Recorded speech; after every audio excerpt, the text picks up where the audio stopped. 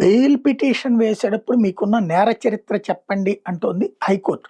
ఇప్పటివరకు నిందితులు bail petition దాఖలు చేసినప్పుడు అందులో కేవలం సదరు కేసుకు సంబంధించిన వివరాలను మాత్రమే పొందుపరిచేవారు.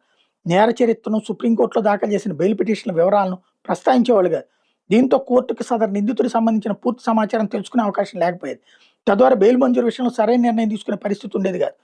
బెయిల్ మంజూరు విషయం న్యాయస్థానం ఇటీవల కాలంలో నిందితుడి నేర చరిత్రను తప్పనిసరిగా తెలుసుకుంటాయి. గతంలో ఎట్లాంటి కేసులు నమోదయ్యాయి, వాటి తీవ్రత ఏంటన్న విషయాన్ని పరిగణలోకి తీసుకుంటున్నాయి. అయితే నిందితుడి నేర చరిత్ర వివరాలు పోలీసులే కోర్టు ముందు ఉంచాల్సి వచ్చేది. కొందరు పోలీసులు నిందితులతో కుమ్మక్కై వాళ్ళ నేర చరిత్రను కోర్టు ముందు ఉంచకుండా ఉద్దేశపూర్వకంగా దాచిపెట్టేవాడు.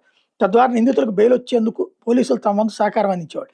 అంతేకాకుండా నిందితులు తమ మీద గతంలో నమోదైన కేసులో కోర్టు ఇచ్చిన తీర్పుల గురించి కూడా బెయిల్ పిటిషన్లో పేర్కొనేవారు కాదు. దీంతో సదరు నిందితుడు నేర స్వభావం తెలుసుకునే అవకాశం హైకోర్టుకి లేకుండా పోయేది. అంతిమంగా సులభంగా బెయిల్ మంజూరుకు ఆస్కారం ఉండేది.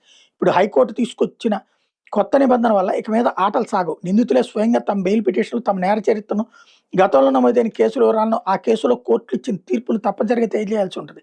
నిబంధన వల్ల ఇక మీద తీవ్ర నేరాల్లో బెయిల్ పొందడం అంత సులభం కాదని న్యాయవర్గాలు చెప్తున్నాయి.